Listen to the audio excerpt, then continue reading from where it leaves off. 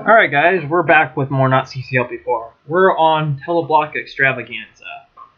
And this level is going to take a lot of time, so this is probably going to be the only level in this video. I guess you don't necessarily need to watch it if you don't want to, since this is all it's going to be. And I actually kind of like this so far. I mean, it is a little excessive, but you know what, we'll do this. It's on time too, so it's not like it's going to be too much of a problem. It might be towards the end though, but we'll see. So, while we're going to be taking out some blocks and blowing them up, essentially, let's talk about some stuff. And I have to be honest, I didn't think about a lot to talk about. Ugh, that's what I get for having hot Cheetos right before recording this.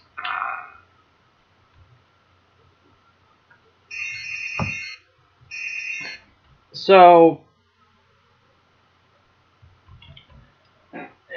what's something to talk about? I'm going to have to think of quite a bit of things to talk about.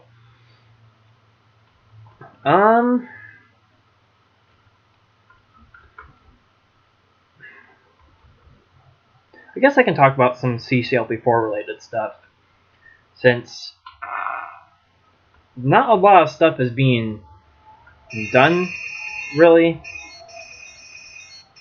I mean, there's stuff getting done, it's just taking some time, so yeah. So, we're currently undergoing how to start voting up, and we're honestly hoping to get voting started, like midsummer-ish. Currently, a couple days ago, I think on the 16th of May. Okay, so going left and right through this is going to be challenging, but I hope there's no way a block could go out of the teleporter and kill you, but I don't think so.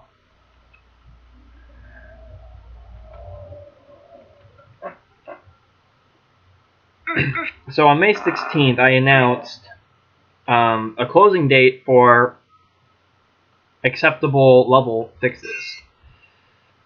And this whole level fixing thing was allowed, well, since submissions have been open. Submissions closed on March 1st of this year, but we still allowed for some level fixes to be made, depending if they were tested or not. And some have been made, a lot of them haven't, and it's not necessarily a bad thing. The way the whole CCLP4 submission process went was honestly a little unsatisfying. And I don't mean that in a bad way. I mean that as in like a lot of people waited till the last day to submit stuff, and I can't. I mean, I guess it's alright, but I mean, a lot of people did do that.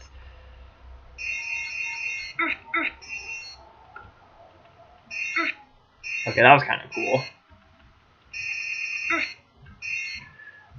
Alright, this is kind of interesting how these work.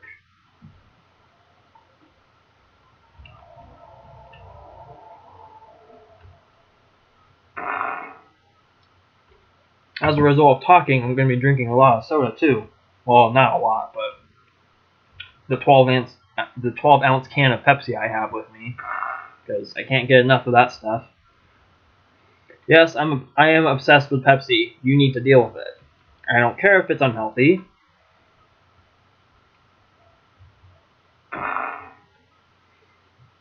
So yeah.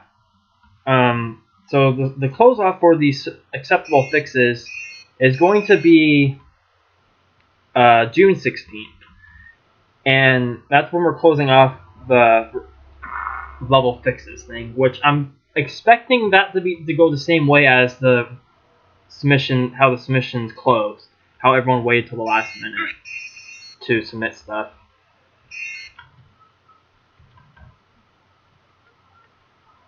I mean, again, not a bad thing. It's just that kind of showed that, oh, not a lot of people really took that seriously. Like, and I kind of called it too. Like, I think a month before they closed, we only had like, I think a little over 3,000 levels, and then all of a sudden, around the last week submissions were open, bam, we get like 10 other submitted sets, and the total went up to almost 4,000. So, yeah, just that last week we got about a good 20% of more levels to test and everything, which was great. We actually went through testing fairly well. We're still going through it, but I think I said this before in some other video from this series. But the levels that remain to be tested consist of a lot of the hard stuff, and I haven't presented this to the staff yet, and I'm sure there's a few staff members that are watching this right now, so they can tell me their opinion on that if they want to go through with it. But something that no one really knows about, well, except the CCLP1 staff, and yes, that's not a mistake. I do seriously mean the CCLP1 staff. I think it was JB actually. He when CCLP1 testing was going on, he got in contact with me, and it's not like I'm hard to get in contact with. I was still fairly new to the community when CCLP1 was getting worked on. But he messaged me asking if I wanted to test a set or two out for the staff. And I said sure. You know, I had nothing going. Well, I was a little busy around that time, but it didn't stop me from working on stuff like that. So I think I went through one set, and I think it was, oh, whose set was it?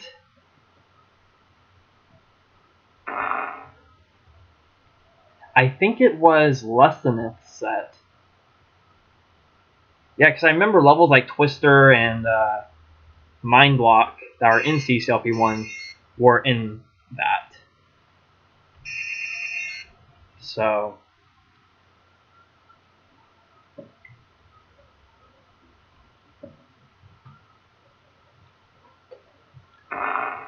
yeah, I did that.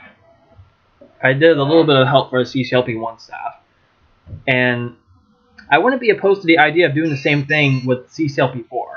Like having some, I guess, essentially extra testers just to test like what remains of the testing, which is barely over 50 levels. I think it's 55 now. I think someone went through, finished up another set, and there's only 8 sets left to test. And they're not full sets. They're levels spread out through the sets, and most of the levels that are left are either extremely tedious or extremely difficult.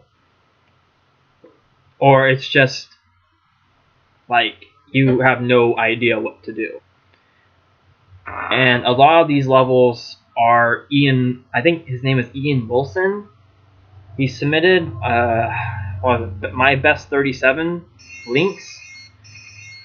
And I remember that was one of the first sets that we added to the submission spreadsheet, and no one looked at that until like after submissions closed.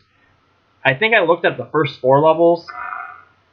Jeffrey did the rest. I think not the rest of them, but I think he did like 5 through 22 or 23. I think I looked at 3 other ones towards the end of the set. And his levels are just too freaking complex. Like it's ridiculous. And I think I'm only in favor for maybe 2 to get into the voting. One of them is his very last level. It's called Galaxies. And being that most of his levels are very complex and very tightly compact and everything, This last level actually is very open-ended and a lot of fun to play, actually. It's called Galaxies, so if you have his set, go play it. It's a lot of fun to play. I mean, do I want it in the final set? I wouldn't say the final set, but I wouldn't mind it being in voting. I definitely wouldn't give it a 1 in voting if that's the way voting is going to work, which I don't see why it wouldn't.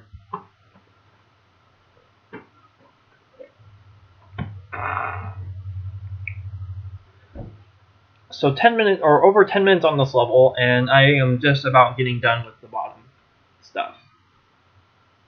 And so far, no dumb mess ups with the blocks.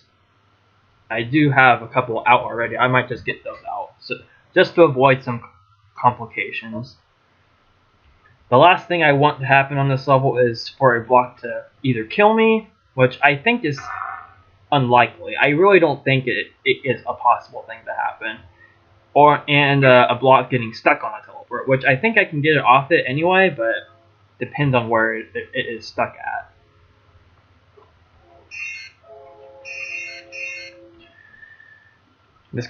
I think this kind of reminds me of a level I made called Compactor Reactor. It's essentially the same idea, except you don't need the blocks. The blocks just make it a lot more fun.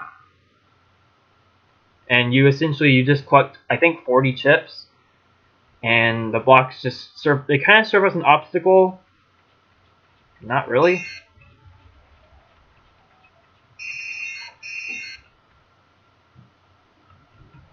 So yeah, that level is a ton of fun to play. It might be crazy to optimize in MS, but you know, some people just need to let the optimization side of things slide for a change. I mean, I'm all for optimization, but I'm not gonna let that stop me from voting levels that have a obscure amount of randomness or not randomness, boosting. Stop me from giving them high ratings. If they're good, that is. I think Jeffrey made a level called Cold Fusion Reactor, which, again, it involves a ton of teleports everywhere, but it's completely different. There's ice and force floors, 30 chips to collect, and a ton of teleports everywhere. And yes, there is a time limit. So that level would be held, I think, to optimizing both rule sets, even without the boosting, just because the teleports are everywhere. Although I think it's possible to get stuck in the teleports, unfortunately, in that level.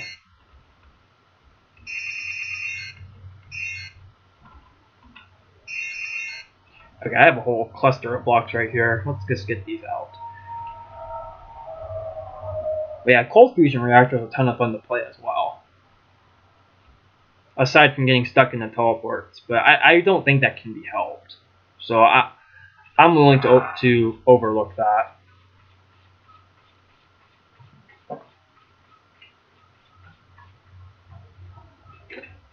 Okay, what else can I talk about?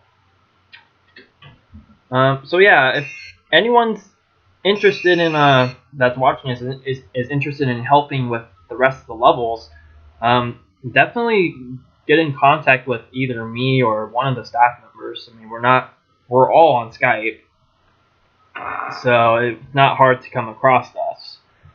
But yeah, if anyone wants to help, we would greatly appreciate it, and we would of course give you credit once the final product is released. So I think at this point it's not a bad idea to ask for, or not. It's not even asking. It's just if anyone wants to. It would definitely speed things up.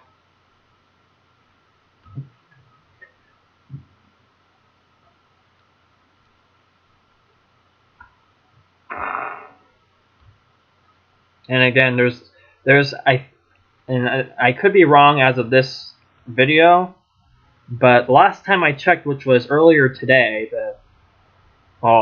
yesterday, the 18th, it's the 19th now, at 1 in the morning.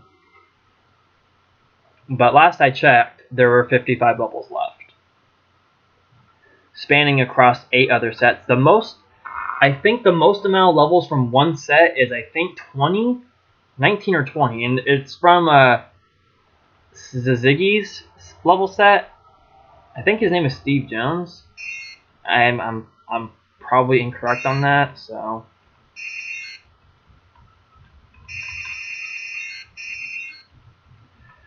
Okay.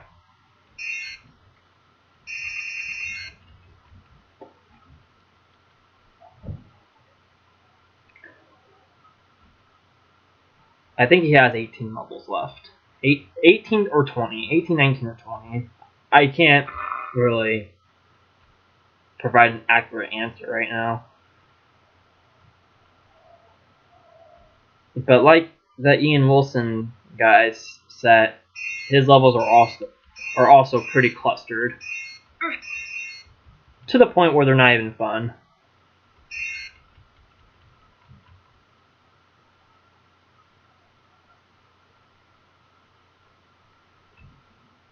And I think the fewest levels from a set we have is Cyber Smack CCLP4, and his levels are actually really fun. Or a lot of his levels are pretty legit. Like, he's one of those designers that's not common, or he's not a very common designer, but the levels he has are really good ones. I'm hoping he gets a few levels in the set actually, and I think he has 2 levels left to test. Or he has 2 levels in the set that remain to be tested. Anyway.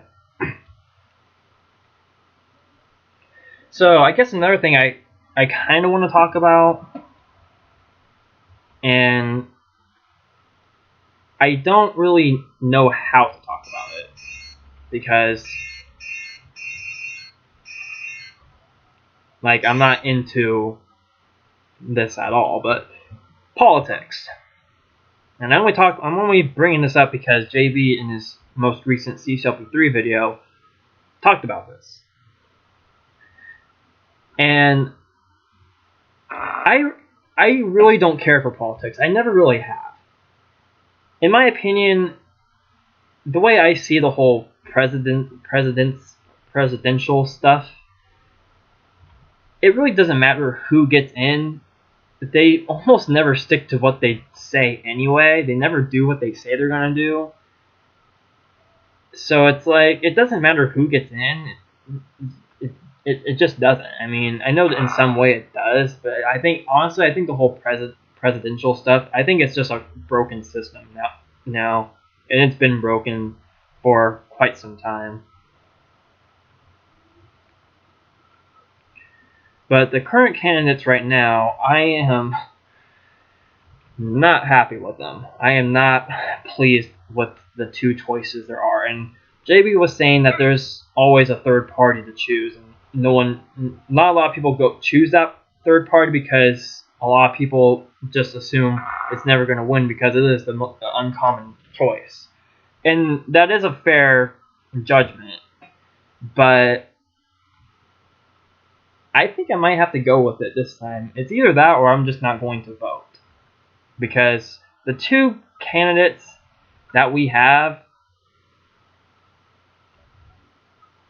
they both suck. I mean, one way or another, they're both gonna mess up the country more than what it already is.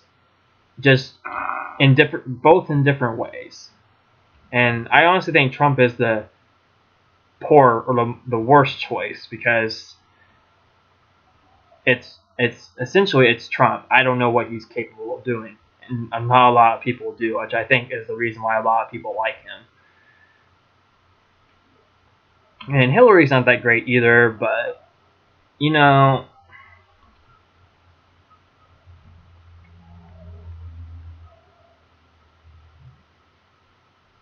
I don't know. I just don't like the choices we have. And we got to see the exit. Yay! We're making it there. I wonder if there's extra blocks in this level. I would be surprised if there are, because there is still quite a few in this cluster of teleports. Not as much as I thought.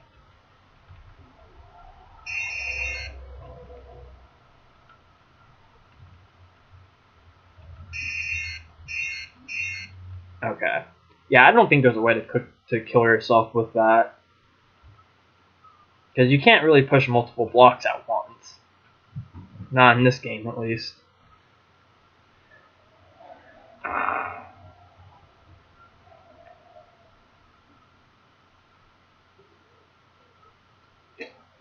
So yeah. What else is there? Yeah, I mean, I'm not into politics, so I can't really voice my opinion that much because I'm not into that kind of stuff. I never really have been because it just doesn't matter. It's like politics or politics. Like, you want to argue about financial stuff, you can. I don't care. I'm in this world for myself, and at this point in day and age, it pretty much has become a world where it's everyone for themselves. At this point, like, I don't know, especially the people in my age group. Like, we have it pretty rough. I mean, and I know there's quite a few of us in the CC community that are in the same age group as I am, and I'm going to be 25 in a couple of months, you know, and a lot of us kind of have it really bad. Like, not necessarily born in the wrong generation. Like, I'm not going to be one of those people. Like, oh, I was born in the wrong generation. Yada yada yada. But essentially, we kind of were. Like, not the wrong time, but like the worst time, because the world now is just bizarre. It's essentially a place where it's just not really interesting anymore. I mean, I can't be the only one who thinks that, right?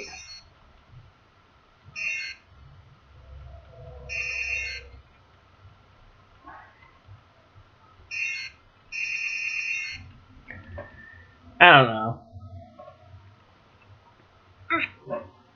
I said I was gonna think about an interesting topic to bring up, and I didn't really think that much about one, so I do have to apologize for that.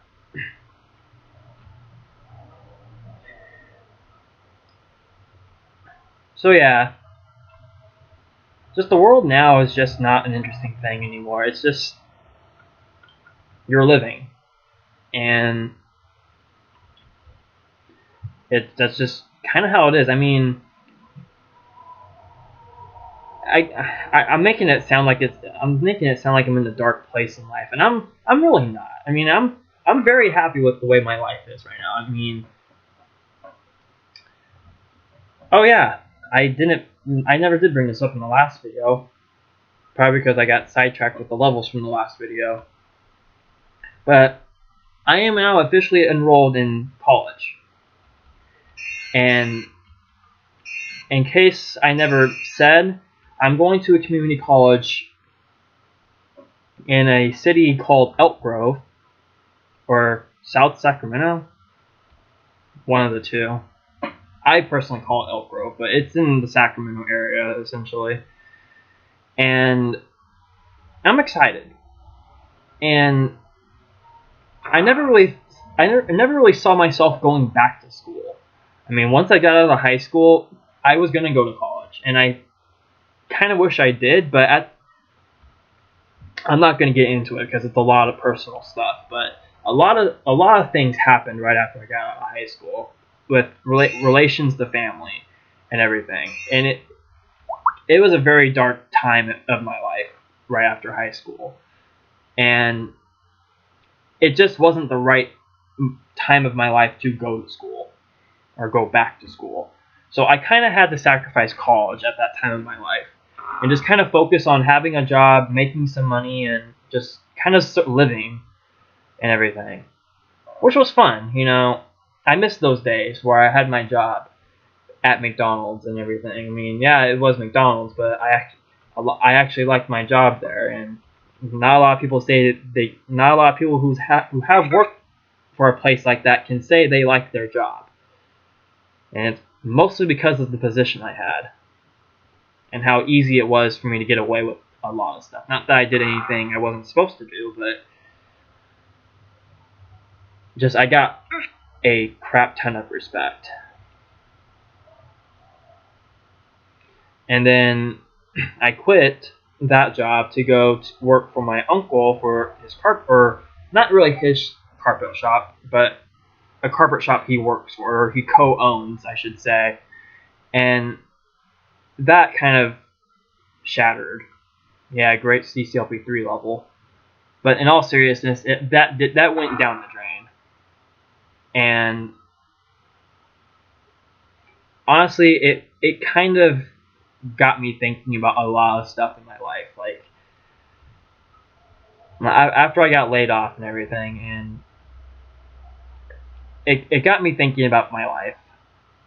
And it was kind of, I wouldn't say it was a wake-up call, because it wasn't like I was depressed. It wasn't like something tragic happened or nothing. I mean, I guess something tragic did happen. I did technically lose my job, but essentially I didn't. At the time, I didn't think I did.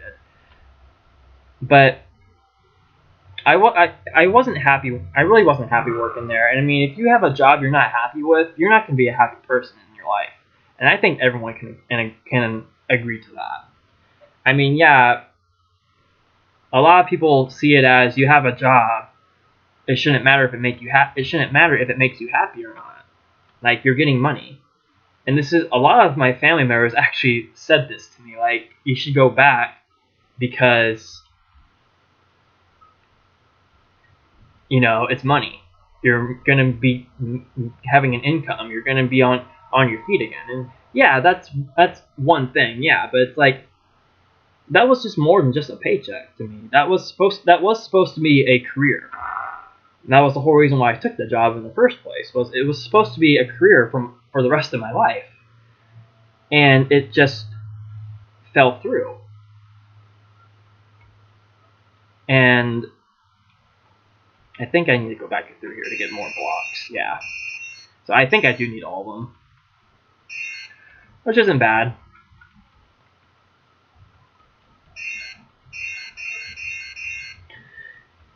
But yeah, it didn't go through, and I was supposed to go back like right after Christmas of last year, or not after Christmas. I think it was after New Year's actually, and I never got a phone call. So in January it's a slow month for just about any kind of business you can think of. So it was perfectly natural that I didn't get called back in January. And then February rolls around, and I'm thinking, okay, well, I should be getting called back to work sometime. And nothing came up. And then March came by, and I thought, okay, well, what's going on? And I was going to go in and ask about where I stood with the company and everything, and I thought to myself, wait, why should I go in and talk about my job? I'm not the one that laid myself off. They laid me off. I shouldn't have to ask for my job back. Like, that's completely stupid to even expect me to do that. And they did expect me to do this. Like, I can safely say they did. So yeah. So I said, no, I'm not going to go in and talk to them about it because that's not fair. And that's another reason why I kind of decided not to return to my job, because I can't explain how unfair I was being treated. Like, it's ridiculous. Like, it's not like one of those I hate my job type things. Like, I was getting good hours or stuff like that, and I was getting good hours, and that's all fine and dandy. But I was getting so mistreated, it was not even. I really don't want. I'm not going to get into that, and really, I shouldn't even be talking about this. But I'm playing a block pushing level, and so a lot of personal topics are going to come up because I didn't think about anything else. So if this isn't something of your liking or really wanting to listen to, sorry, but But yeah. I feel like I should just be more personal with stuff I talk about in my videos. Because, I mean, as close of a person I am, or not, that's not the right word. Like, I'm a fairly private person. And I always really have been. I'm the kind of person that's shy. Like, and all that. So you would think I wouldn't like talking about my personal life and everything, especially on a public video like this. But everyone has a story. And I honestly think my story is just now beginning, with me going back to school and everything. So yeah, essentially, long story short, when I got laid off from my job, I did rethink my life. And I'm taking advantage of the fact, and I'm going to start a brand new chapter of my life by returning to school. Getting an education, seeing how far that education can take me, and essentially hope for the best. The only problem is I'm currently having a little problem with my financial aid, and it is a little stressful, but I think it can get taken care of.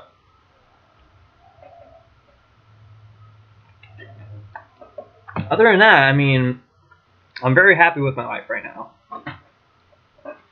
And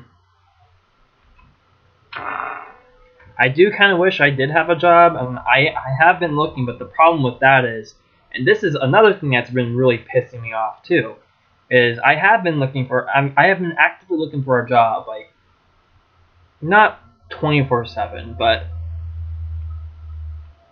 active enough to where I can say I'm looking every day. And most of the places I put my application in, submit my resume for and everything, are these places that claim they're hiring, but for some reason or another, I don't hear anything from these places. And these are places that aren't, like, they don't demand professionalism or a specific amount of experience or anything. It's something simple like dishwashing at a restaurant, or stuff, just simple stuff like that. And I'm not getting anything from these places. It's ridiculous. And yeah, I have been, like, making calls and everything. Oh, okay. I've been making calls to these places, talking about how my application is doing, and they always say, "Oh, it's been looked over, and we're still looking for applicants." And I'm just thinking, like, well, why don't you give me a chance? But it is what it is. That's honestly the downside of living in the state of California. It's not easy finding a job. Like, living in the state in general is not easy. And the weather doesn't help it. The weather is absurd. Like, today it was 95. And the stupid thing is, it's supposed to be a thunderstorm on Friday, which I guess is tomorrow when this video will be uploaded, or today when the video is uploaded. But yeah, there's supposed to be a freaking thunderstorm. Like, are you kidding me? How can it go from 95-degree weather to 70-degree thunderstorm weather? That's ridiculous.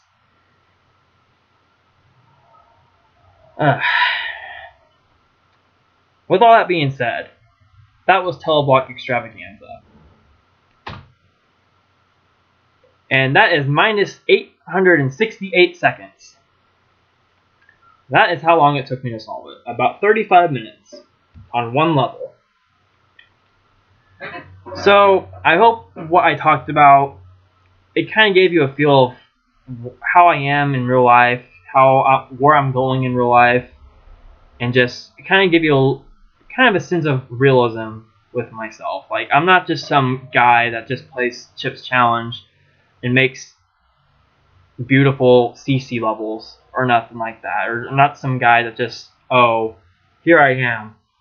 No, everyone has a story, and I hope the stuff I talked about kind of gives some of you an idea on how my story is going.